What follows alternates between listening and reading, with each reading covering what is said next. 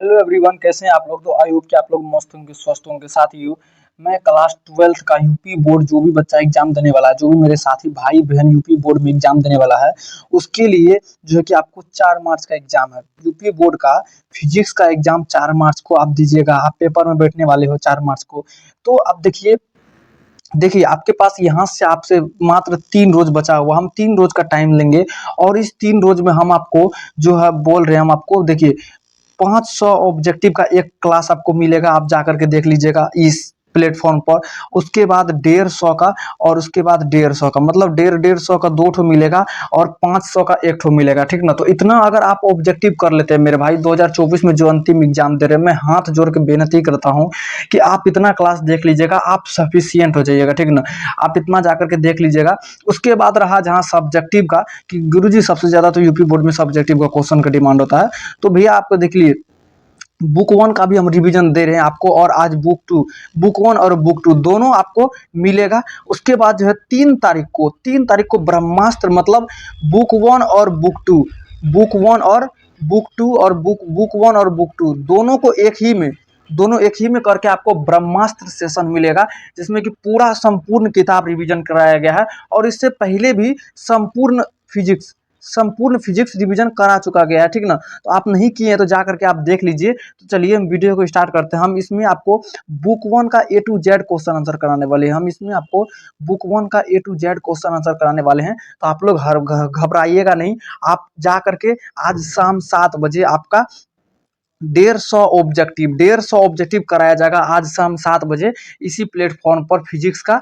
तो आप जा करके जरूर देखिएगा। उसके बाद आपको 7 बजे वो कराया जाएगा। उसके बाद जाके देखिए 8 से 9 नहीं नहीं, देखिए 8 से 9 आपको ऑब्जेक्टिव कराया जाएगा 150। ठीक ना।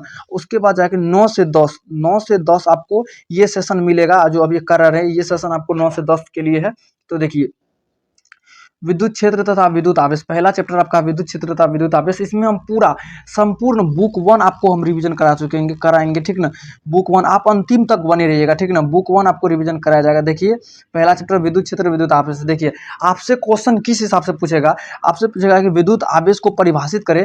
विद्युत आवेश से आप क्या समझते हैं, अथवा विद्युत आवेश का मौलिक गुण को लिखे। विद्युत आवेश का मौलिक गुण को लिखे। देखिए आवेश किसी भी पिंड का वह मौलिक गुण होता है। आवेश किसी भी पिंड का वह मौलिक गुण होता है जिसके कारण वह विद्युत तथा चुंबकीय क्षेत्र उत्पन्न करता तथा उनका अनुभव करता। आप सिर्फ अभी देखते चलिए, आपके पास तो टाइम बहुत ज्यादा कम है, मात्र 2 से 3 रोज है। तो इस टाइम में आप कुछ नया चीज मत पढ़िए। हम आपको कुछ स्ट्रेटजी दे रहे हैं।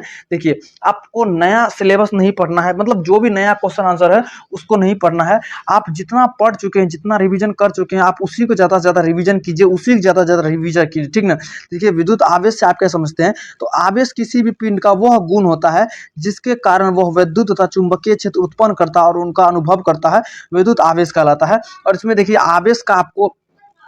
मात्रक आवेश का मात्रक आपको हो जाता है कूलाम। आवेश का मात्रक आपको कूलाम हो जाता है। आवेश का मात्रक आपको कूलाम हो जाता है। विद्युत आवेश का मात्रक कूलाम हो जाता है। और इसका देखिए अगर विमा की बात कीजिएगा, विद्युत आवेश का अगर विमा का आप बात करते हैं, देखिए विद्युत आवेश का अगर आप विमा का बात करते हैं, देखिए इसका विमा हो जाता है आपको, देखिए ML T⁻³ A⁻⁻1। मतलब आपको विमा भी याद रखना है। ठीक ना। यह आपसे पूछ देगा विद्युत आवेश किसे कहते हैं, इसका मात्रक वो विमा लिखे। तो इसका ML² T⁻³ हो जाएगा। ठीक ना। तो आवेश का मात्रक AT हो जाता है। ठीक ना। आवेश का मात्रक कूलाम हो जाता है और इसका विमा AT हो जाता है। ठीक ना।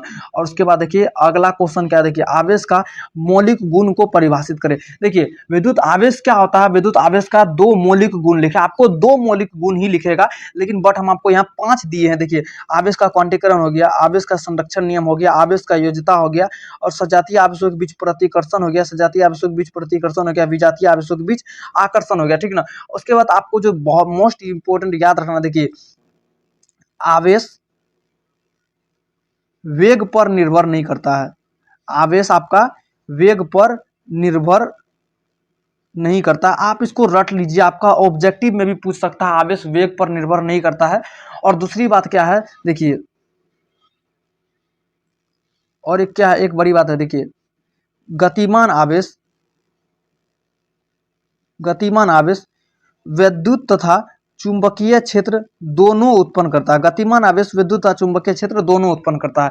तो अगर आवेश का मौलिक गुण लिखेगा तो आवेश का क्वांटीकरण दे दीजिएगा, आवेश का संरक्षण नियम, आवेश का योज्यता और सजातीय आवेशों के बीच प्रतिकर्षण होता है और विजातीय आवेशों के बीच आपका आकर्षण होता है। और आवेश वेग पर निर्भर नहीं करता है। स्थिर आवेश विद्युत क्षेत्र उत्पन्न करता है, जबकि गतिमान आवेश विद्युत तथा चुंबकीय क्षेत्र दोनों उत्पन्न करता है। उसके बाद देखिए अगला क्वेश्चन क्या, देखिए आवेश का संरक्षण नियम से आप क्या समझते हैं। आपको तो पता है इस दुनिया में जितना भी आवेश है उन सभी को केवल और केवल आप संरक्षित कर सकते हैं, ना ही उत्पन्न कर सकते हैं, ना ही नष्ट कर सकते हैं। देखिए ये कोई पिंड है, ये भी कोई पिंड है, ये पिंड आवेशित है, तो अगर ये मान धनावेशित है, ये अनावेशित है, तो आप इससे घर्षण या प्रेरण या चालन के द्वारा आप कर सकते हैं। एक और इंपॉर्टेंट क्वेश्चन आता है, देखिए आवेशन का विधि को लिखे, ठीक ना। आवेशन का अगर विधि बोलता है तो आप इसमें 3 विधि डाल दीजिएगा। सबसे पहले तो चालन द्वारा आवेशन, ठीक। उसके बाद देखिए घर्षण द्वारा आवेशन,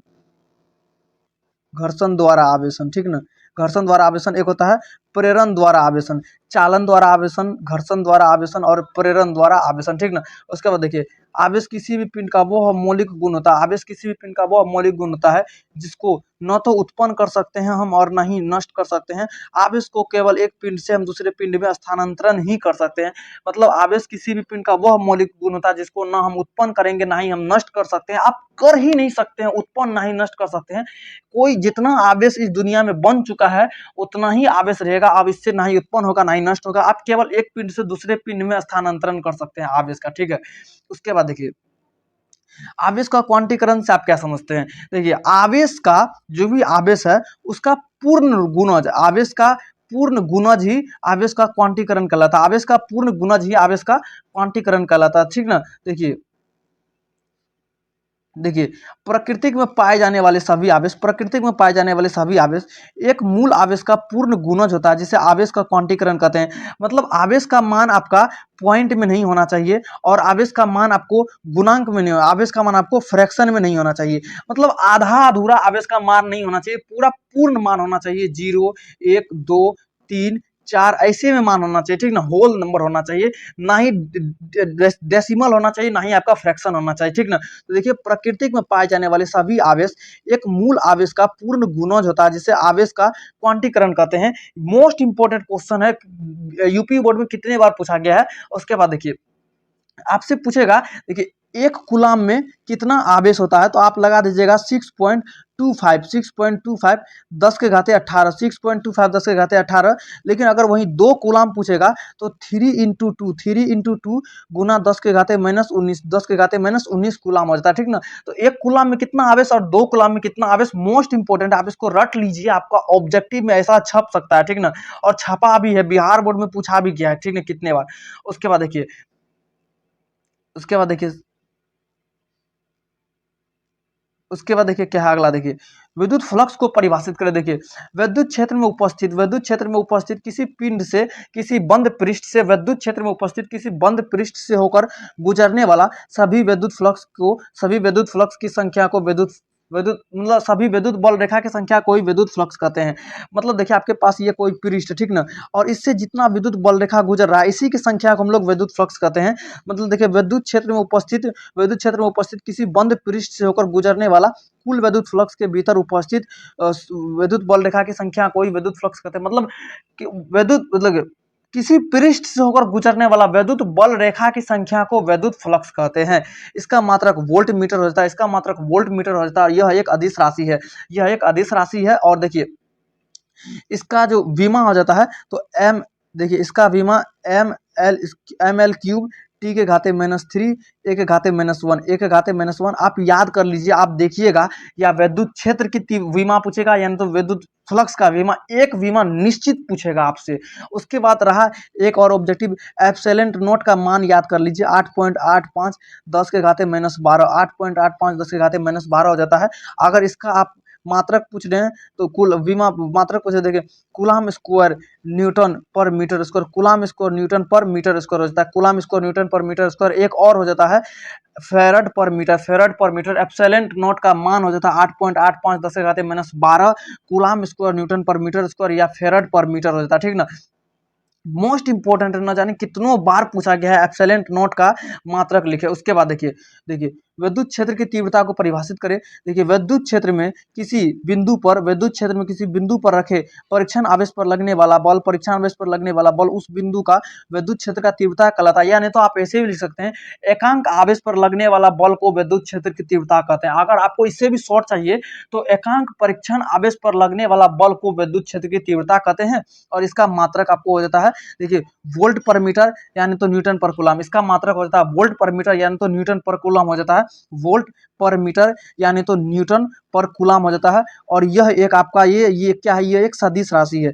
विद्युत क्षेत्र क्या है, एक सदिश राशि है। और इसकी विमा की बात करेंगे तो एल टी के घाते -3 ए के घाते -1 हो जाता है। एम एल टी घाते -3 ए के घाते -1, ये इसका विमा हो गया। अगर इसका फॉर्मूला बात कीजिएगा तो ई बराबर एफ अपन में क्यू हो जाता है, ई बराबर एफ अपन में क्यू हो जाता है, ठीक ना। और ये एक सदिश राशि है। उसके बाद देखिए बहुत ही कम समय, मात्र 40 से 50 सेकंड में, मिनट में पूरा आपका पूरा मतलब फिजिक्स का पहला किताब खत्म कर देंगे। देखिए कूलाम का नियम को कूलाम का नियम को परिभाषित करें। कूलाम का नियम कैसे समझते हैं, देखिए इस नियमानुसार या कूलाम के नियम के अनुसार दो स्थिर बिंदुओं के बीच लगने वाला आकर्षण अथवा प्रतिकर्षण बल का गुणनफल का अनुक्रमानुपाती तथा उसके बीच की दूरी का वर्ग का व्युत्क्रमानुपाती होता है, जिसे कूलाम का नियम कहते हैं।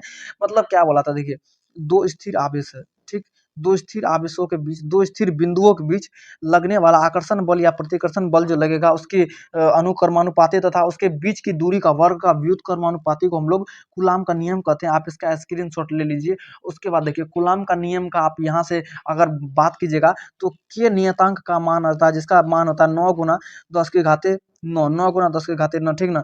न्यूटन मीटर स्क्वायर पर coulomb square, newton metre square पर कूलाम स्क्वायर। उसके बाद देखिए इसका मान अगर बात कीजिएगा के नियतांक का मान, तो पानी के लिए 80 हो जाता है, पानी के लिए 80 हो जाता है। उसके बाद देखिए वायु के लिए इसका मान वायु के लिए 1 हो जाता है। और उसके बाद देखिए कुचालक के लिए, देखिए हम बोल रहे देखिए जल के लिए, देखिए के नियतांक का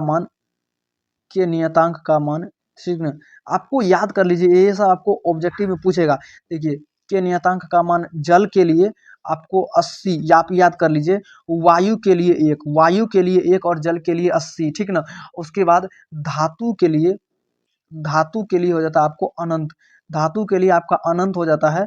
लेकिन जब बात करेंगे हम कुचालक के लिए तो हो जाएगा इसमें एक से अधिक हो जाता है। कुचालक के लिए एक से अधिक होता है। आप सिर्फ सुन लीजिए, आपको याद हो जाएगा। देखिए ओम का नियम के अनुसार किन्हीं दो स्थिर बिंदुओं के बीच लगने वाला आकर्षण अथवा प्रतिकर्षण बल का गुणनफल का अनुक्रमानुपाती तथा उसके बीच की दूरी का वर्ग का व्युत्क्रमानुपाती होता है, जिसे कूलाम का नियम कहते हैं, जिसे हम कूलाम का नियम कहते हैं। उसके बाद देखिए अगला क्वेश्चन क्या, देखिए कूलाम का नियम का सीमा, मोस्ट इंपोर्टेंट क्वेश्चन है। कूलाम का नियम का सीमा आपको इस बार यही पूछेगा, कूलाम का नियम का सीमा, क्योंकि हर बार एक ही क्वेश्चन नहीं पूछेगा, इस बार अलग क्वेश्चन पूछेगा। देखिए कूलाम का नियम का सीमा, देखिए यह नियम केवल बिंदु आवेशों के लिए लागू होता है, यह नियम केवल बिंदु आवेशों के लिए सत्य है। यह नियम स्थिर आवेशों के लिए लागू होता है, और यह नियम 10 के घाते -4 से कम दूरी के लिए लागू नहीं होता, ठीक ना। उसके बाद देखिए आप इसका स्क्रीनशॉट लेकर के आप याद कर लीजिएगा, ठीक ना। देखिए गॉस का प्रमेय को परिभाषित करें। गॉस का प्रमेय से आप क्या समझते हैं, देखिए विद्युत क्षेत्र में किसी बंद पृष्ठ से होकर गुजरने वाला कुल विद्युत फ्लक्स के भीतर उपस्थित कुल आवेश का 1/ε0 गुना होता है, 1/ε0 गुना होता है। और इसका फॉर्मूला होता है फाई बराबर phi E D A cos theta, phi बराबर phi E D A cos theta हो जाता है।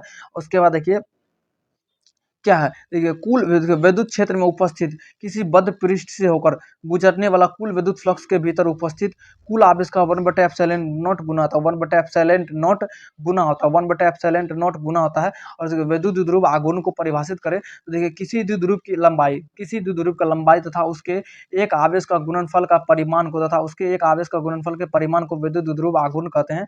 इसका मात्रक हो जाता है आपको कूलाम मीटर, इसका मात्रक होता है आपको कूलाम मीटर। देखिए किसी द्विध्रुव की लंबाई तथा उसके एक आवेश का गुणनफल का परिमाण को विद्युत द्विध्रुव आघूर्ण कहते हैं।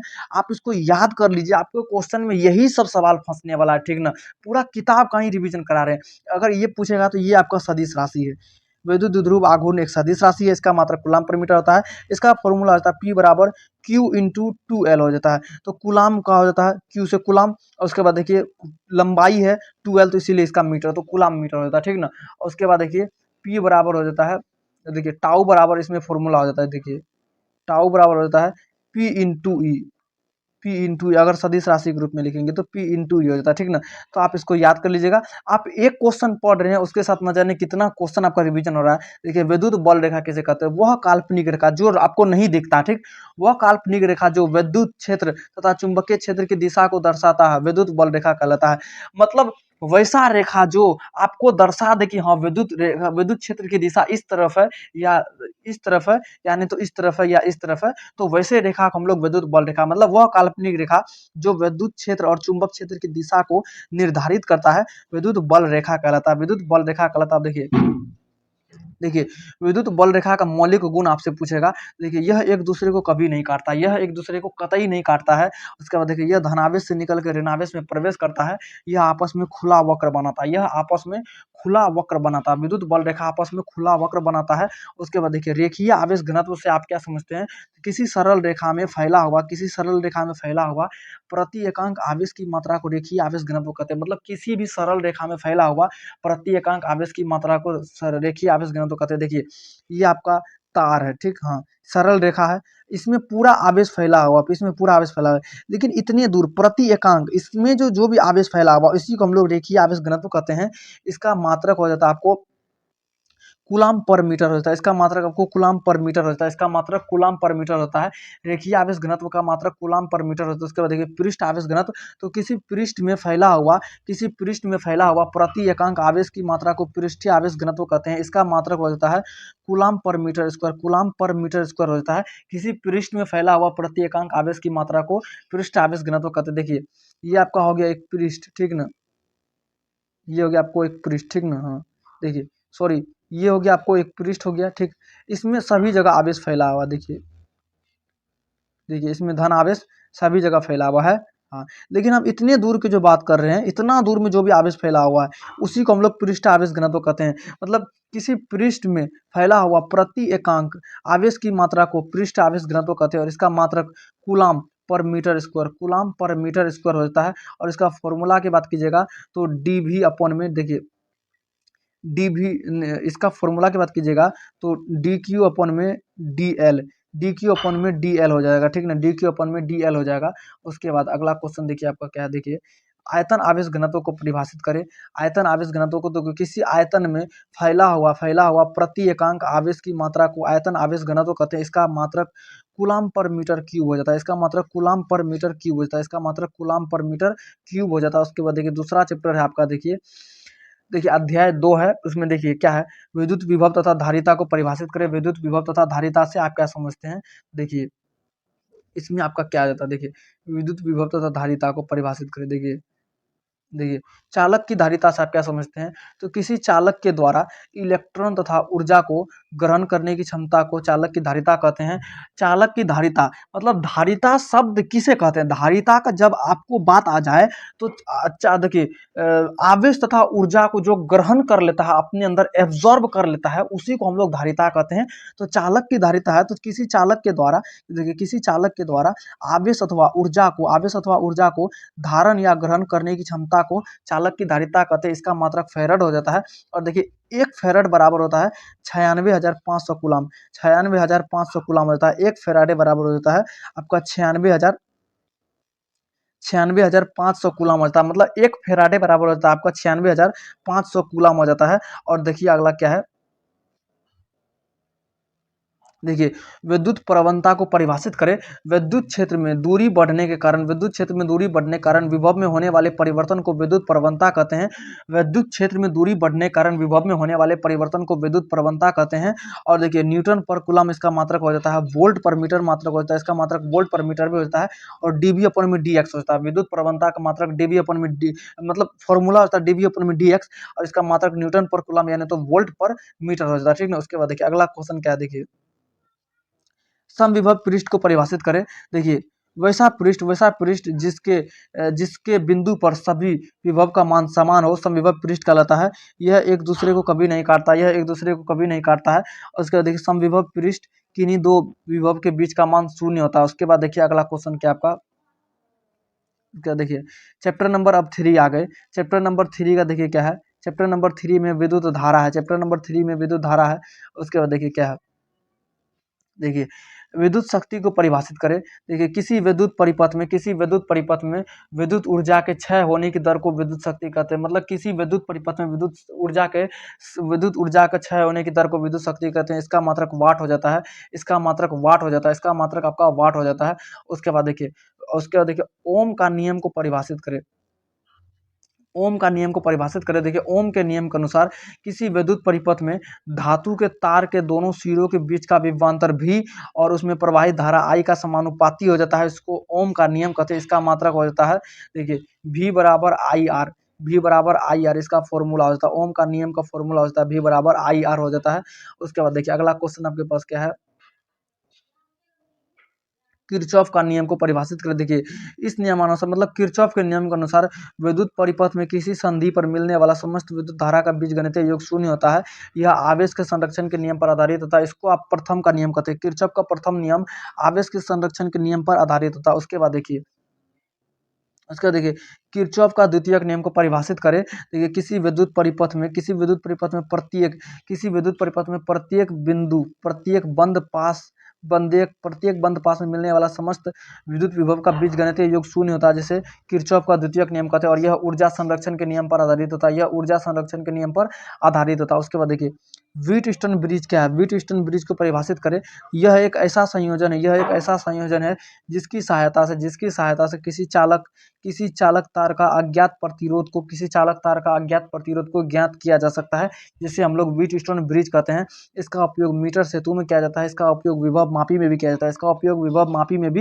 जाता है। अगला क्वेश्चन देखिए विभव मापी क्या है, विभव मापी का उपयोग लिखे। यह एक विद्युतीय यंत्र है जिसकी सहायता से किसी सेल का विद्युत वाहक बल तथा सेल का आंतरिक प्रतिरोध को ज्ञात किया जा सकता है। मतलब विभव मापी क्या है, तो विभव मापी एक ऐसा विद्युतीय यंत्र है जिसकी सहायता से हम लोग सेल का विद्युत वाहक बल तथा सेल का आंतरिक प्रतिरोध को हम लोग ज्ञात कर सकते हैं, ठीक ना, जिसको हम लोग विभव मापी कहते हैं। उसके बाद देखिए सेल का आंतरिक प्रतिरोध को मापने में क्या जाता है और सेल का विभव मापी को मापने में भी प्रयोग किया जाता है। उसके बाद देखिए अगला क्वेश्चन क्या है, देखिए मीटर सेतु क्या है। देखिए मीटर सेतु क्या है, इसका उपयोग लिखिए। यह एक ऐसा उपकरण है जिसकी सहायता से किसी चालक तार का प्रतिरोध या विशिष्ट प्रतिरोध को ज्ञात किया जा सकता है, इसका उपयोग विशिष्ट प्रतिरोध को मापने में किया जाता है, इसका उपयोग। उसके बाद देखिए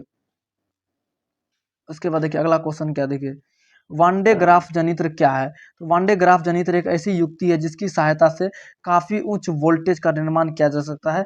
यह 10 लाख वोल्ट से भी अधिक विभवांतर उत्पन्न करता है। इसका उपयोग उच्च वोल्टेज को उत्पन्न करने में किया जाता है। वांडे ग्राफ जनित्र ही एक ऐसी युक्ति है जो काफी उच्च वोल्टेज उत्पन्न करता है। उसके बाद देखिए अगला क्या है, चौथा चैप्टर आपका क्या है, देखिए गतिमान आवेश एवं चुंबकत्व। आपको बिल्कुल कम टाइम में हम आपको पूरा बुक 1 रिवीजन करा देंगे, वो भी चैप्टर वाइज करा देंगे। देखिए गतिमान आवेश, देखिए चुंबकीय क्षेत्र को परिभाषित करें। देखिए किसी चुंबक के चारों ओर का वह इलाका जिसमें किसी दूसरा पदार्थ चुंबकीय गुण का अनुभव करता है, चुंबकीय क्षेत्र कहलाता है। इसका मात्रक टेस्ला हो जाता है, यानी तो वेबर पर मीटर हो जाता है। इसका मात्रक टेस्ला हो जाता है, यानी तो वेबर पर मीटर स्क्वायर हो जाता है। उसके बाद देखिए बायो सेवर्ट का नियम को परिभाषित करें। तो बायो सेवर्ट के नियम के अनुसार किसी धारावाही चालक के द्वारा उत्पन्न चुंबक क्षेत्र के मान को ज्ञात करने के लिए एक व्यंजक प्राप्त किया जाता है, जिसे बायो सेवर्ट का नियम कहते हैं। उसके बाद देखिए अगला क्वेश्चन क्या, देखिए लोरेंज बल को परिभाषित करें। देखिए किसी आवेशित कण पर विद्युत तथा चुंबकीय क्षेत्र के द्वारा लगाया गया बल को लोरेंज बल कहते हैं। मतलब कोई भी आवेशित कण है, अगर उस पर विद्युत क्षेत्र और चुंबक क्षेत्र दोनों अपना बल लगा रहा है तो उस घटना को हम लोग लोरेंज बल कहते हैं। इसका ये फॉर्मूला हो गया है बराबर QVB sin थीटा। उसके बाद देखिए बाएं हाथ का नियम को परिभाषित करें। देखिए इस नियमानुसार जब किसी चालक तार में, जब किसी चालक तार में धारा प्रवाहित किया जाता है तो उसे एक चुंबकीय क्षेत्र में रख दिया जाता है, तो उसे एक चुंबकीय क्षेत्र में रख दिया जाता है, तब चालक तार पर एक बल कार्य करता है जो चुंबक क्षेत्र के तल के लंबवत होता है, जिसे बाएं हाथ का नियम कहता है। मतलब जब आप किसी चालक तार में धारा प्रवाहित कर दिए तो उसे एक चुंबकीय क्षेत्र में रख दीजिएगा और उस पर एक बल कार्य करता है जो चुंबक क्षेत्र के तल के लंबवत होता है, जिसको हम लोग बाएं हाथ का नियम कहते हैं। उसके बाद देखिए संट क्या है, संट क्या, देखिए संट एक कम प्रतिरोध का तार होता है। देखिए संट क्या है, तो संट एक कम प्रतिरोध का तार होता है जिसे धारा मापी के कुंडली के साथ समांतर क्रम में जोड़ दिया जाता है, जिसे हम लोग संट कहते हैं। इसको एमीटर को परास को बढ़ाने में इसका उपयोग किया जाता है। उसके बाद देखिए अगला क्वेश्चन क्या है, संट के बाद देखिए अगला क्वेश्चन क्या है, उसके बाद देखिए साइक्लोट्रॉन क्या है।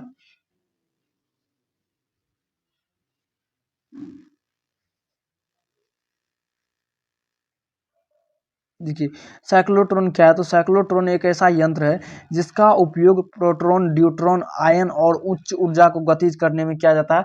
साइक्लोट्रॉन का उपयोग केवल प्रोटॉन मतलब केवल धनावेशित कणों को होता है। मतलब साइक्लोट्रॉन एक ऐसी युक्ति है जिसकी सहायता से हम लोग प्रोटॉन, ड्यूट्रॉन, न्यूट्रॉन तथा आयन को उच्च गतिज ऊर्जा प्रदान करने में किया जाता है। उसके बाद देखिए, देखिए चुंबकीय ध्रुव को परिभाषित करें। देखिए ध्रुव सामर्थ्य तथा चुंबक के प्रभावी लंबाई, ध्रुव सामर्थ्य तथा चुंबक के प्रभावी लंबाई को चुंबकीय द्विध्रुव आघूर्ण कहते हैं, चुंबकीय द्विध्रुव आघूर्ण कहते हैं।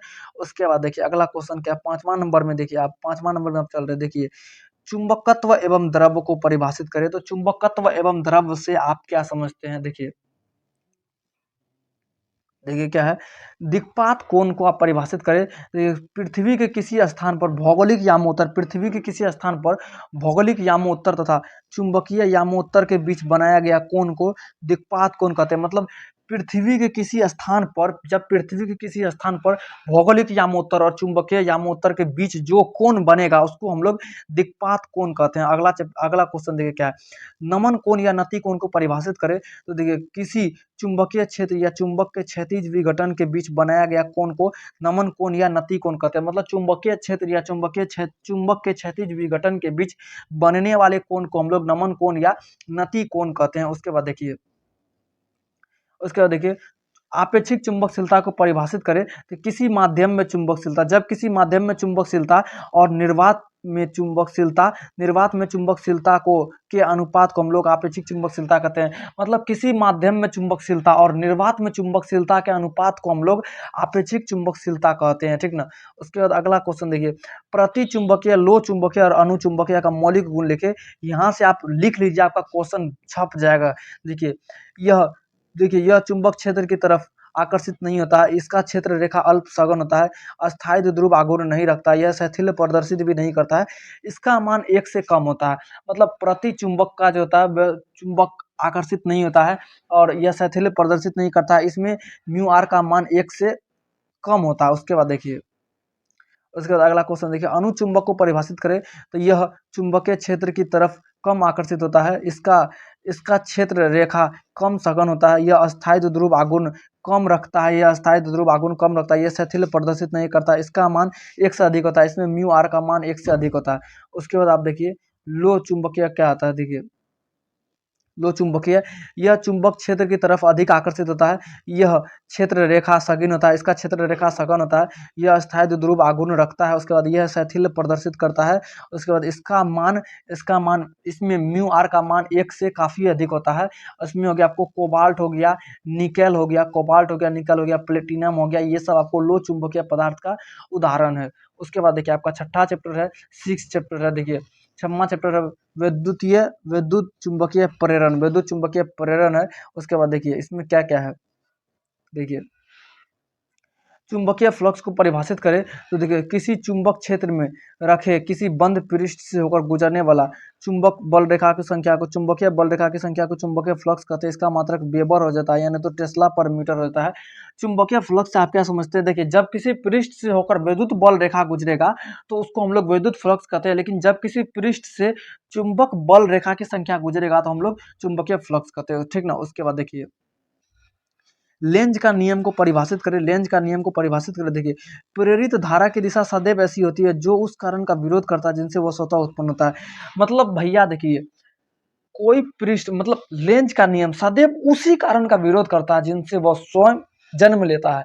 मतलब लेंज का नियम उस कारण का विरोध करता है जिनसे वह स्वतः उत्पन्न होता है। आप इतना लिख दीजिएगा, आपको पूरा नंबर चोरिया के दे देगा। उसके बाद देखिए भंवर धारा से आप क्या समझते हैं। देखिए चुंबकीय फ्लक्स में परिवर्तन के कारण उत्पन्न होने वाला प्रत्यावर्ती धारा को भंवर धारा कहते हैं। इसका उपयोग प्रेरण भट्ठी में किया जाता है और इसका उपयोग विद्युत चुंबकीय प्रेरण में भी किया जाता है और इसका उपयोग स्पीडोमीटर में किया जाता है। उसके बाद देखिए चल कुंडली गैल्वेनोमीटर का उपयोग लिखिए। तो इसका उपयोग देखिए, चल कुंडली गैल्वेनोमीटर एक ऐसी युक्ति है जिसका उपयोग कम मात्रा वाला धारा को मापने में किया जाता है। इसका उपयोग भंवर धारा को भी खत्म करने में किया जाता है। चल कुंडली गैल्वेनोमीटर का उपयोग भंवर धारा को खत्म करने में भी किया जाता है। उसके बाद देखिए अगला क्वेश्चन क्या, देखिए अन्योन्य प्रेरण को परिभाषित करें। देखिए जब दो निकटवर्ती कुंडली में से क्या है, देखिए जब दो निकटवर्ती कुंडली में से किसी एक कुंडली में धारा परिवर्तन होता है तो उसके कारण पास वाली कुंडली में प्रेरित विद्युत वाहक बल उत्पन्न होता है, जिसे अन्योन्य प्रेरण कहते हैं। अन्योन्य प्रेरण या प्रेरण का मात्रक आपको हेनरी हो जाता है। प्रेरण का मात्रक, प्रेरकत्व बोलिए, इसका मात्रक हेनरी हो जाता है। उसके बाद देखिए सातवां क्वेश्चन में क्या, देखिए सातवां चैप्टर में क्या, प्रत्यावर्ती धारा। बहुत मतलब 3 से 4 क्वेश्चन है और बहुत इंपॉर्टेंट है। ठीक है, प्रत्यावर्ती धारा पूछ सकता है। तो प्रत्यावर्ती वोल्टेज के कारण उत्पन्न धारा को प्रत्यावर्ती धारा कहते हैं। प्रत्यावर्ती वोल्टेज के कारण जो धारा उत्पन्न होता है उसको प्रत्यावर्ती धारा कहते हैं। उसके बाद देखिए अगला क्वेश्चन क्या, देखिए प्रतिघात एवं प्रतिबाधा को परिभाषित करें। देखिए किसी प्रत्यावर्ती परिपथ में स्वप्रेरकत्व के द्वारा उत्पन्न बाधा को प्रतिबाधा कहते हैं और प्रत्यावर्ती परिपथ में प्रत्यावर्ती धारा के प्रवाह में किसी प्रत्यावर्ती धारा के प्रवाह में परिपथ के द्वारा उत्पन्न बाधा को प्रतिबाधा कहते हैं। उसके बाद देखिए धारतीय प्रतिघात एवं प्रेरणिक प्रतिघात को परिभाषित करें। देखिए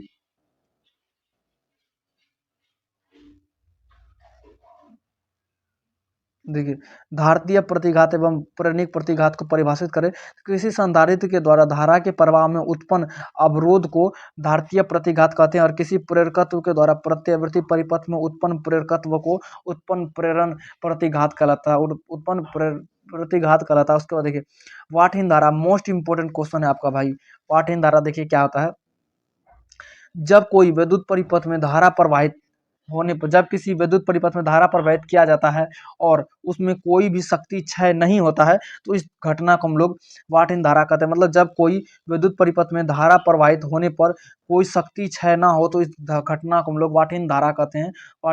उसके बाद आगे कहा जाता है आपको ट्रांसफार्मर क्या है। देखिए ट्रांसफार्मर क्या है, तो ट्रांसफार्मर एक ऐसा यंत्र है जिसकी सहायता से कम वोल्टेज को उच्च वोल्टेज तथा उच्च वोल्टेज को कम वोल्टेज में बदला जा सकता है। इसका उपयोग निम्न वोल्टेज को उच्च वोल्टेज में और उच्च वोल्टेज को निम्न वोल्टेज में परिवर्तन करने में किया जाता है।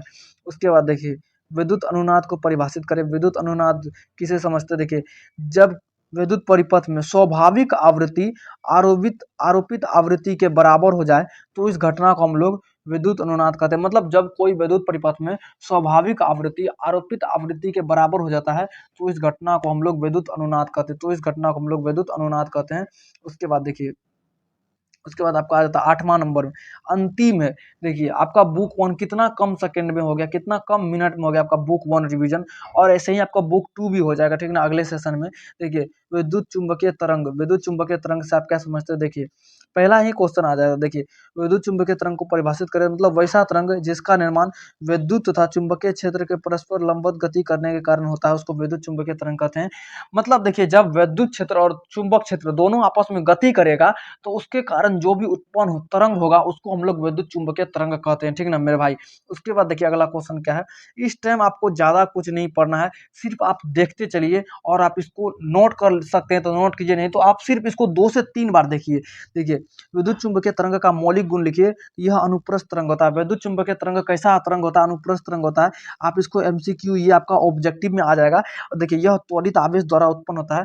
देखिए यह प्रकाश का वेग c से गमन करता है और देखिए इसकी गति प्रकाश के वेग के बराबर होता है, इसका गति प्रकाश के वेग के बराबर होता है।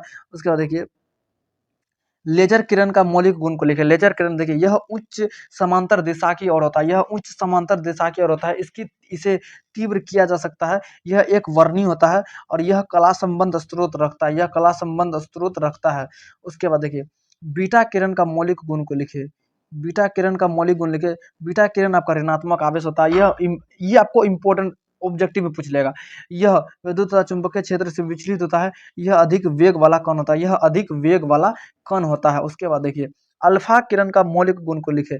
अल्फा किरण यह धनात्मक कण होता है, यह किरण विद्युत तथा चुंबकीय क्षेत्र से विचलित होता है, यह किरण विद्युत तथा चुंबकीय क्षेत्र से विचलित होता है, यह किरण फोटोग्राफिक प्लेट को प्रभावित करता है, यह किरण फोटोग्राफिक प्लेट को प्रभावित करता है। तो आपका क्वेश्चन हो गया आपको खत्म, और आपका यहाँ बुक 1 हो गया खत्म। तो मैं यही बोलूँगा कि आप लोग इसको ज़्यादा से ज़्यादा रिवीजन कीजिए, आप ज़्यादा से ज़्यादा रिवीजन कीजिए। टोटल बुक रिवीजन हो गया है बुक 1, और आपको अगला सेशन मिलेगा बुक 2। मेरा बस आप सभी बच्चों के साथ मेरा बहुत आशीर्वाद है, और आपका 400 प्लस आएगा। आप ऐसा विश्वास रखिए, अगला टॉपर आप मेरे भाई, हम हमेशा यही बोलते हैं। और उसके बाद मिलते हैं अगले नेक्स्ट वीडियो में, तब तक के लिए धन्यवाद।